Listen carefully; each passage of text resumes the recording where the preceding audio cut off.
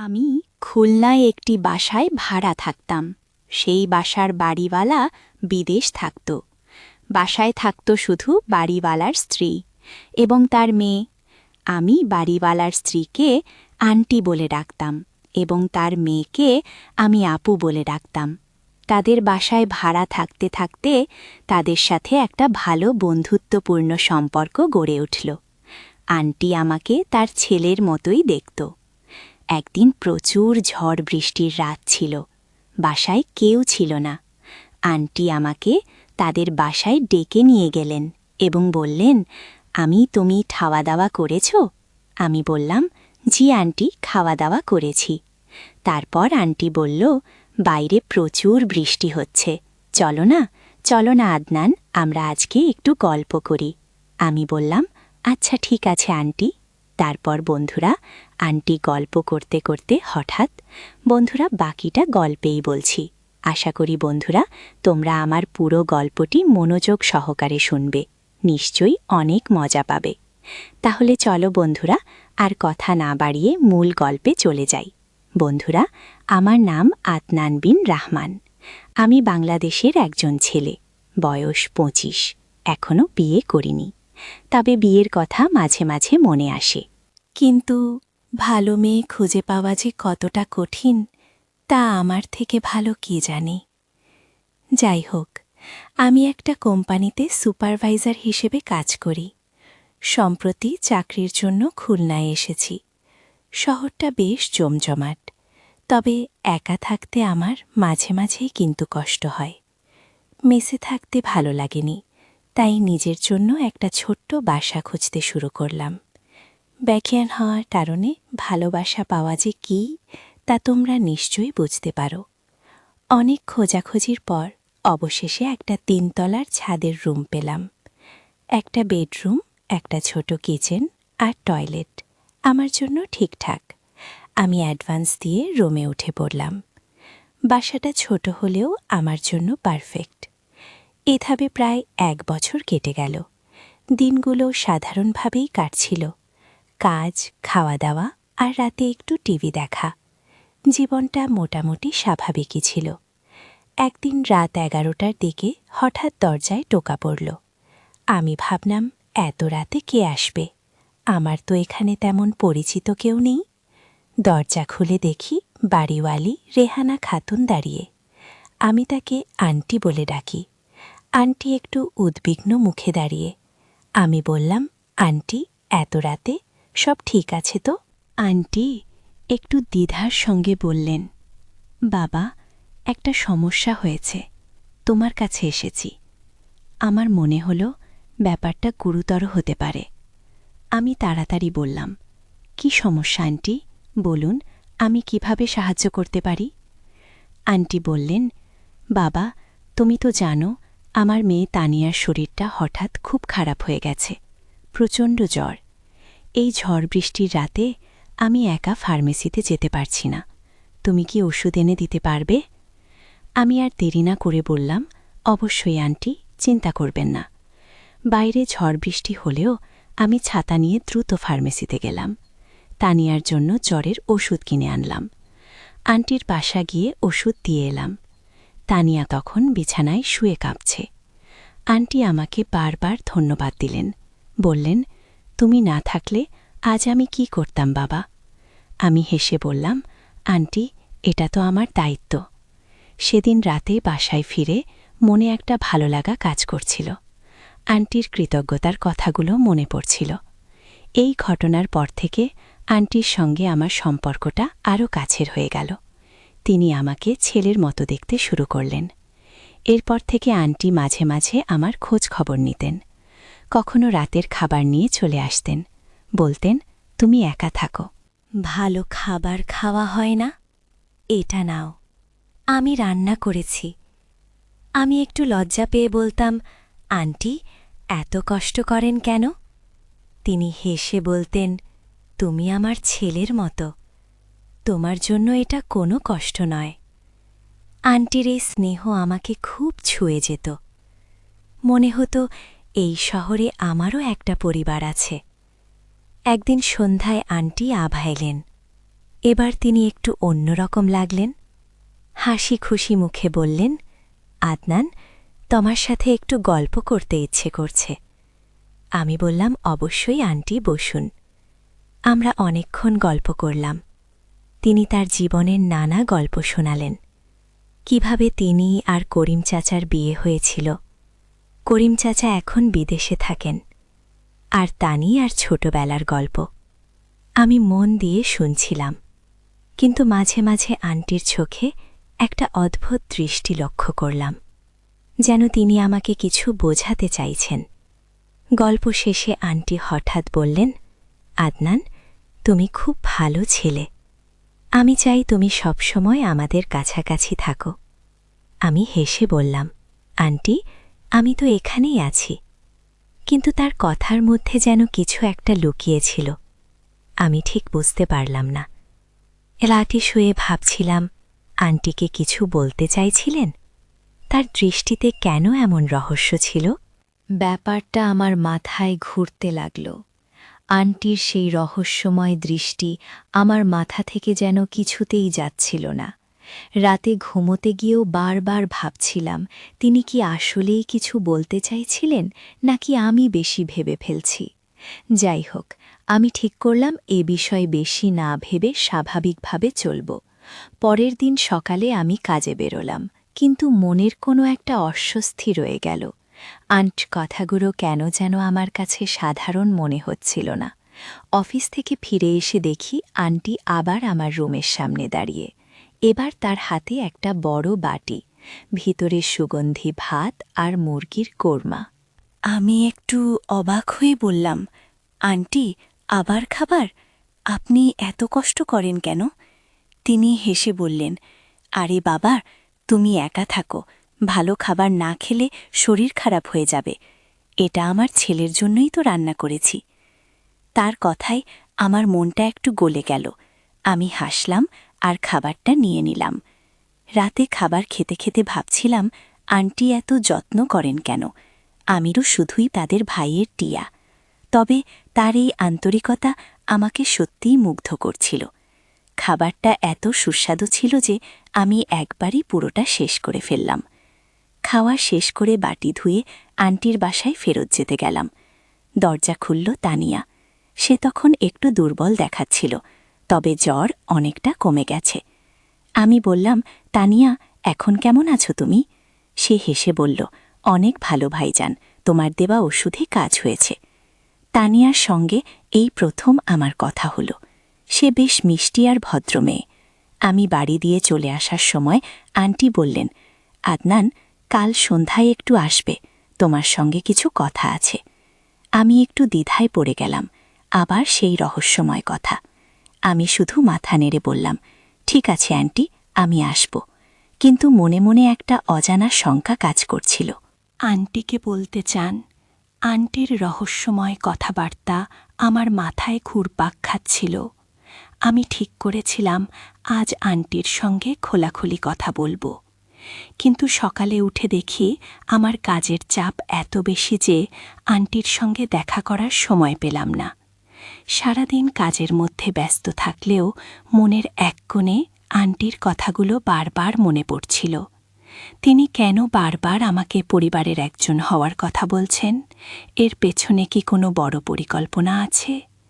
কাজ শেষ করে বাসায় ফিরলাম। সন্ধ্যার দিকে রুমে ঢুকতেই দেখি দরজার সামনে একটা প্যাকেট রাখা। খুলে দেখি ভেতরে কিছু ফল আর একটা হাতে লেখা চিঠি। চিঠিটা আন্টির। তিনি লিখেছেন, আদনান, তুমি সারাদিন কাজ করে ক্লান্ত হয়ে ফেরো। এই ফলগুলো খেয়ে শরীরটা সুস্থ রাখো। আর আজ রাতে একটু আমার বাসায় এসো, তোমার সঙ্গে গল্প করতে ইচ্ছে করছে। আমার মনটা আবার দ্বিধায় পড়ে গেল। আন্টির এই যত্ন আমাকে খুশি করলেও তার কথার পেছনের উদ্দেশ্য নিয়ে আমি সন্দিহান হয়ে উঠলাম। রাতে আমি আন্টির বাসায় গেলাম। দরজা খুলল তানিয়া। সে আমাকে দেখে হেসে বলল, ভাইয়া, ভাইয়া এসো, মা তোমার জন্য অপেক্ষা করছে। আমি ভেতরে ঢুকে দেখি আন্টি ড্রয়িং রুমে বসে আছে। টেবিলে কিছু নাস্তা আর চা সাজানো। আন্টি আমাকে দেখে উঠে দাঁড়ালেন, বললেন, আদনান বাবা, এসেছ? বসো, একটু গল্প করি। আমি বসলাম, কিন্তু মনে মনে একটু সতর্ক ছিলাম। আন্টির কথার ধরন আমাকে ক্রমশ অস্বস্তিতে ফেলছিল। আন্টি গল্প শুরু করলেন, বললেন, তুমি তো জানো আমার স্বামী বছরের বেশিরভাগ সময় বিদেশে থাকেন।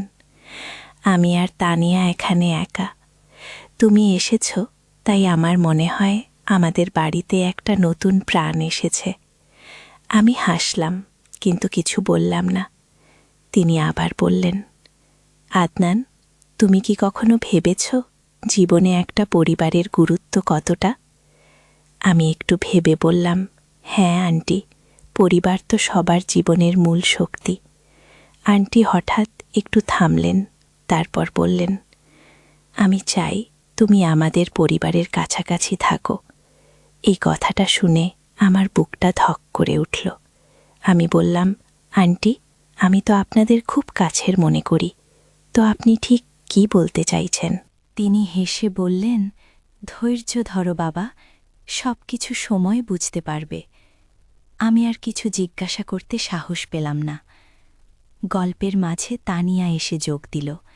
সে বলল, ভাইজান, তুমি কি জানো মা তোমার খুব প্রশংসা করে, বলে তুমি খুব ভালো ছেলে। আমি হেসে বললাম, আন্টি বেশি প্রশংসা করেন, আমি তো সাধারণ মানুষ। তানিয়ার কথাবার্তা ছিল খুব স্বাভাবিক, কিন্তু আন্টির কথার মধ্যে যেন একটা গভীর অর্থ লুকিয়েছিল। আমি মনে মনে ভাবছিলাম, আন্টি কি আমাকে কিছু বোঝাতে চাইছেন, নাকি আমি ভুল বুঝছি। রাতে বাসায় ফিরে আমি আরও বেশি চিন্তায় পড়ে গেলাম। আন্টির কথাগুলো আমার মাথায় ঘুরছিল। তিনি বারবার পরিবারের অংশ হওয়ার কথা বলছেন, কিন্তু তার মানে কি? আমি কি তাদের পরিবারের কাছাকাছি থাকার জন্য যথেষ্ট নির্ভরযোগ্য, নাকি আন্টির আরেকটা উদ্দেশ্য আছে? আমার মন বলছিল এর পেছনে কিছু একটা আছে। আমি ঠিক করলাম আন্টির সঙ্গে আরেকটু খোলামেলা কথা বলতে হবে। ঘুমাতে যাবার আগে আমার মনে হঠাৎ একটা প্রশ্ন জাগল, তানিয়া কি এই রহস্যের সঙ্গে জড়িত? তার স্বাভাবিক আচরণের পেছনে কি কিছু লুকিয়ে আছে? আমি ঠিক করলাম পরের দিন তানিয়ার সঙ্গে একটু কথা বলে দেখব। আন্টির রহস্যময় কথাবার্তা আমাকে রাতে ঘুমাতেও দিচ্ছিল না। আমি ঠিক করেছিলাম তানিয়ার সঙ্গে কথা বলে বোঝার চেষ্টা করব এই রহস্যের কোন অংশে তার ভূমিকা আছে কিনা। পরের দিন সকালে আমি কাজে যাবার আগে তানিয়ার সঙ্গে দেখা করার একটা সুযোগ খুঁজলাম। ভাগ্যক্রমে আমি রুম থেকে বের হতেই দেখি তানিয়া বারান্দায় দাঁড়িয়ে ফোন নিয়ে কিছু করছে। আমি তার কাছে গিয়ে বললাম, তানিয়া, কেমন আছো? সে হেসে বলল, ভাইয়া, আমি এখন অনেক ভালো। তুমি তো আমার জন্য ওষুধ এনে দিয়েছিলে, তাই তো এত তাড়াতাড়ি সুস্থ হয়ে গেছি। তার কথায় আমার মনটা একটু হালকা হলো। আমি বললাম, তোমার মা আমার জন্য অনেক কিছু করেন, মাঝে মাঝে আমার লজ্জা লাগে। তানিয়া হাসল, তারপর বলল, মা তো তোমাকে খুব পছন্দ করে, বলে তুমি খুব দায়িত্বশীল আর ভালো মানুষ। আমি হাসলাম, কিন্তু মনে মনে ভাবছিলাম, এই প্রশংসার পেছনে কি কিছু লুকিয়ে আছে? আমি একটু দ্বিধা করে জিজ্ঞাসা করলাম, তানিয়া, আন্টি মাঝে মাঝে আমার সঙ্গে এমন কিছু কথা বলেন যেগুলো আমি ঠিক বুঝতে পারি না, তুমি কি কিছু জানো? তানিয়া একটু অবাক হয়ে আমার দিকে তাকালো, তারপর হেসে বলল, ভাইয়া, মা একটু রহস্যময় কথা বলতে ভালোবাসে, তবে তুমি চিন্তা করো না, মার মনে কোনো খারাপ উদ্দেশ্য নেই। তার কথা শুনে আমার মনটা আরও অস্থির হয়ে গেল। তানিয়া কি কিছু লুকোচ্ছে, নাকি সত্যি কিছু জানে না?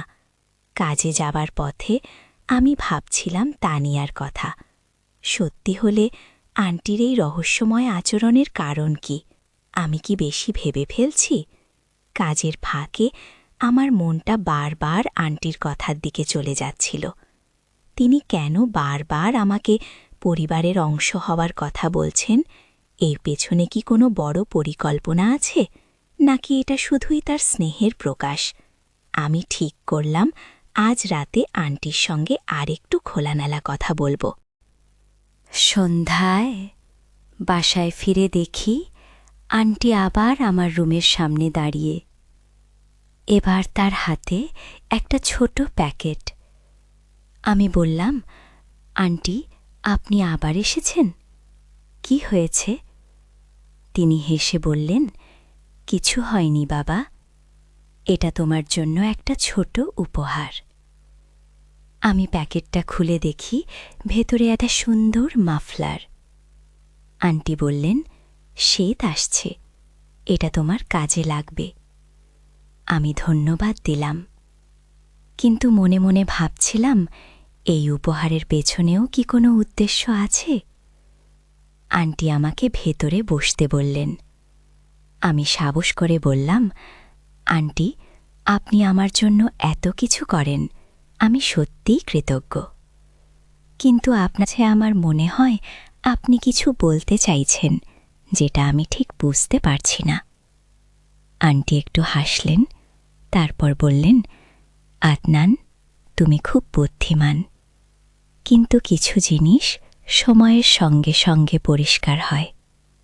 আমি শুধু চাই তুমি আমাদের ওপর ভরসা রাখো। তার কথা শুনে আমার মন আরও দ্বিধায় পড়ে গেল। আমরা আরও কিছুক্ষণ গল্প করলাম। আন্টি তার জীবনের কিছু পুরনো গল্প শোনালেন। তিনি বললেন, আমার জীবনে অনেক চড়াই উতরাই গেছে, কিন্তু আমি সব সময় বিশ্বাস করি ভালো মানুষের সঙ্গে ভালো কিছুই ঘটে। তার কথাগুলো আমাকে ভাবিয়ে তুলল। আন্টির কথাগুলো স্নেহময় হলেও তার পেছনে যেন একটা বড় উদ্দেশ্য লুকিয়ে আছে। আমি ঠিক করলাম, আন্টির সঙ্গে পরবর্তী কথাবার্তায় আমি আরও মনোযোগী হব।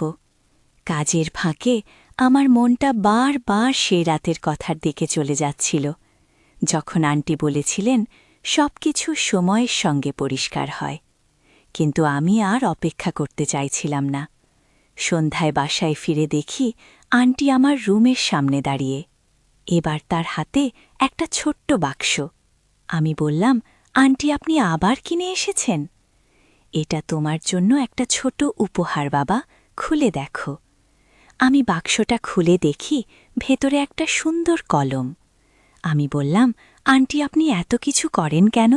আমি তো এমনিতেই আপনাদের খুব কাছের মনে করি। তিনি বললেন, এটা আমার মনের ইচ্ছে, তুমি আমার ছেলের মতো। আমি সাহস করে বললাম, আন্টি, আপনি বারবার আমাকে পরিবারের কাছাকাছি থাকার কথা বলছেন। আমি ঠিক বুঝতে পারছি না আপনি কি বলতে চাইছেন, আমাকে একটু খোলাসা করে বলুন। আন্টি একটু থামলেন, তারপর হেসে বললেন, আদনান, তুমি খুব অধৈর্য। আমি শুধু চাই তুমি আমাদের উপর ভরসা রাখো। আমি তোমার জন্য ভালো কিছুই ভাবি। তার কথা শুনে আমার মনটা আরও জট পাকিয়ে গেল। তিনি কেন সরাসরি কিছু বলছেন না? আমরা কিছুক্ষণ গল্প করলাম। আন্টি আমাকে তার গ্রামের বাড়ির গল্প শোনালেন। বললেন, আমার গ্রামের বাড়িতে একটা বড় আমবাগান আছে, তুমি কখনো গেলে তোমার খুব ভালো লাগবে। আমি হেসে বললাম, আন্টি, আমি গ্রাম খুব পছন্দ করি, কবে যাব? তিনি বললেন, খুব শীঘ্রই বাবা। আমি চাই তুমি আমাদের সঙ্গে আরও কাছাকাছি থাকো। তার কথার মধ্যে আবার সেই রহস্যময় ছোঁয়া। আমি আর কিছু জিজ্ঞাসা করলাম না। বাসায় ফিরে আমি ভাবতে লাগলাম, আন্টিরই উপহার দেওয়া, কথার মধ্যে রহস্য রাখা, এসবের পিছনে কি আছে? আমার মনে হচ্ছিল তিনি আমাকে কিছু বলতে চান, কিন্তু কেন জোর বলছেন না? তানিয়ার কথাও মনে পড়ছিল। সে বলেছিল আন্টির মনে কোনো খারাপ উদ্দেশ্য নেই, কিন্তু তাহলে এই রহস্য কেন? আমি কি করলাম, তানিয়ার সঙ্গে আরেকটু খোলামেলা কথা বলে দেখব। রাতে শুয়ে আমার মনে হঠাৎ একটা প্রশ্ন জাগল, আন্টি কি আমার ধৈর্য পরীক্ষা করছেন, নাকি এর পেছনে আরও বড় কোনো পরিকল্পনা আছে? আমার মন বলছিল এই রহস্যের উত্তর খুব শীঘ্রই পাব, কিন্তু কিভাবে? মনকে বারবার প্রশ্ন করছিলাম। আন্টির রহস্যময় আচরণ আর উপহারের ধারাবাহিকতা আমাকে ক্রমশ অস্থির করে তুলছিল। আমি ঠিক করেছিলাম তানিয়ার সঙ্গে আরেকটু খোলামেলা কথা বলে এই রহস্যের কোন অংশে তার ভূমিকা আছে। পরের দিন সকালে আমি কাজে যাওয়ার আগে তানিয়ার সঙ্গে দেখা করার সুযোগ পেলাম। সে বারান্দায় বসে একটা বই পড়ছিল। আমি তার কাছে গিয়ে বললাম, তানিয়া, একটু কথা বলা যায়? তানিয়া বইটা বন্ধ করে হেসে বলল, অবশ্যই ভাইজান, কি কথা? আমি একটু দ্বিধা করে বললাম, তোমার মা আমার সঙ্গে খুব রহস্যময় কথা বলেন। বারবার বলেন আমি যেন তাদের পরিবারের কাছাকাছি থাকি। তুমি কি জানো এর পেছনে কি উদ্দেশ্য থাকতে পারে? তানিয়া একটু চুপ করে থাকল, তারপর বলল, ভাইজান, মা তোমাকে খুব ভালোবাসে। তিনি হয়তো চান তুমি আমাদের কাছাকাছি থাকো। তবে আমি ঠিক জানি না তিনি কি ভাবছেন। তার কথায় আমার সন্দেহ কমল না, বরং আরও বাড়ল। কাজে যাওয়ার পথে আমি ভাবছিলাম, তানিয়া কি আসলেই কিছু জানে না, নাকি সে ইচ্ছাকৃতভাবে কিছু লুকোচ্ছে? আন্টির কথা, তার উপহারগুলো আমার মাথায় ঘুরছিল। আমি ঠিক করলাম আজ রাতে আন্টির সঙ্গে আরেকটু স্পষ্ট করে কথা বলার চেষ্টা করব। কাজের ফাঁকে আমার মনটা বারবার আন্টির কথার দিকে চলে যাচ্ছিল। আন্টি কেন এত রহস্য করছেন? আমার কাছ থেকে তিনি কি চান? সন্ধ্যায় বাসায় ফিরে দেখি আন্টি আমার রুমের সামনে দাঁড়িয়ে। এবার তার হাতে একটা ছোট ব্যাগ। আমি বললাম, আন্টি, আপনি আবার কি নিয়ে এলেন? তিনি হেসে বললেন, এটা তোমার জন্য একটা শার্ট বাবা, পরে দেখো, তোমার গায়ে ভালো মানাবে। আমি ধন্যবাদ দিলাম, কিন্তু মনে মনে ভাবছিলাম এই উপহারের ধারাবাহিকতা কেন? আমি সাহস করে বললাম, আন্টি, আপনি আমার জন্য এত কিছু করেন, আমি সত্যি কৃতজ্ঞ। কিন্তু আমার মনে হয় আপনি কিছু বলতে চান, দয়া করে খোলাসা করে বলুন। আন্টি হাসলেন, তারপর বললেন, আদনান, তুমি খুব সৎ ছিলে। আমি শুধু চাই তুমি আমাদের উপর ভরসা রাখো। আমার মনে হয় তুমি আমাদের পরিবারের জন্য অনেক কিছু করতে পারো। তার কথা শুনে আমার মনটা আরও জটিল হয়ে গেল। আমি বললাম, আন্টি, আমি তো সবসময় আপনাদের পাশে আছি। কিন্তু আপনি ঠিক কী বলতে চাইছেন? তিনি শুধু হেসে বললেন, সব কিছু সময়ের সঙ্গে বুঝতে পারবে বাবা। আমরা কিছুক্ষণ গল্প করলাম। আন্টি আমাকে তার জীবনের আরও কিছু গল্প শোনালেন। তিনি বললেন, আমার জীবনে অনেক কষ্ট ছিল, কিন্তু আমি সবসময় বিশ্বাস করি যে ভালো মানুষের জন্য ভালো কিছু অপেক্ষা করে। আমি বললাম, আন্টি, আমি চেষ্টা করি সৎ থাকতে। তিনি হেসে বললেন, তুমি ইতিমধ্যেই সৎ।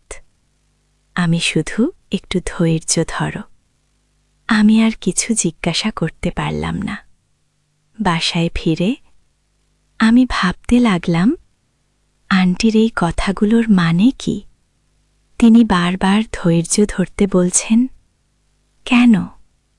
আমার মনে হচ্ছিল তিনি আমার কাছ থেকে কিছু আশা করছেন, কিন্তু কি? তানিয়ার কথাও মনে পড়ছিল। সে বলেছিল আন্টির মনে কোনো খারাপ উদ্দেশ্য নেই। কিন্তু তাহলেই রহস্য কেন? আমি কি করলাম? তানিয়ার সঙ্গে আরেকটু খোলামেলা কথা বলে দেখব। রাতে শুয়ে আমার মনে হঠাৎ একটা প্রশ্ন জাগল, আন্টি কি আমার ধৈর্য পরীক্ষা করছেন, নাকি এর পেছনে আরও বড় কোনো পরিকল্পনা আছে?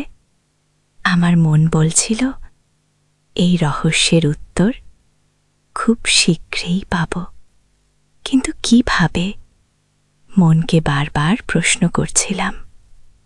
আন্টির রহস্যময় আচরণ আর উপহারের ধারাবাহিকতা আমাকে ক্রমশ অস্থির করে তুলছিল। আমি ঠিক করেছিলাম তানিয়ার সঙ্গে আরেকটু খোলামেলা কথা বলে বুঝতে হবে এই রহস্যের কোন অংশে তার ভূমিকা আছে। পরের দিন সকালে আমি কাজে যাওয়ার আগে তানিয়ার সঙ্গে দেখা করার সুযোগ পেলাম।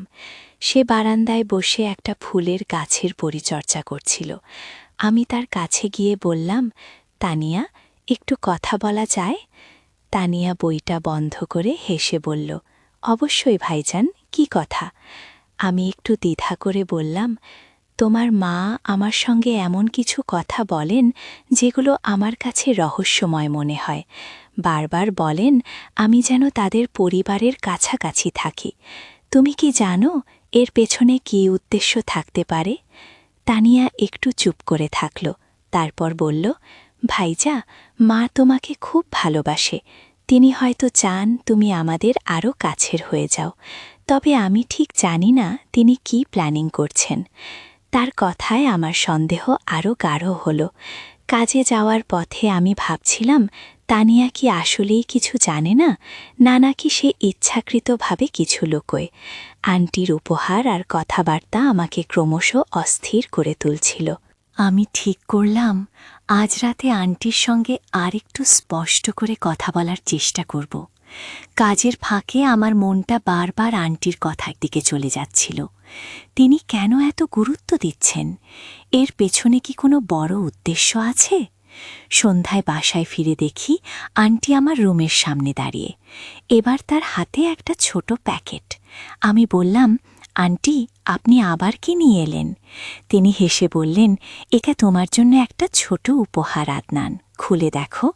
আমি প্যাকেটটা খুলে দেখি ভেতরে একটা সুন্দর ঘড়ি। আমি বললাম, আন্টি, আপনি এত কিছু করেন কেন?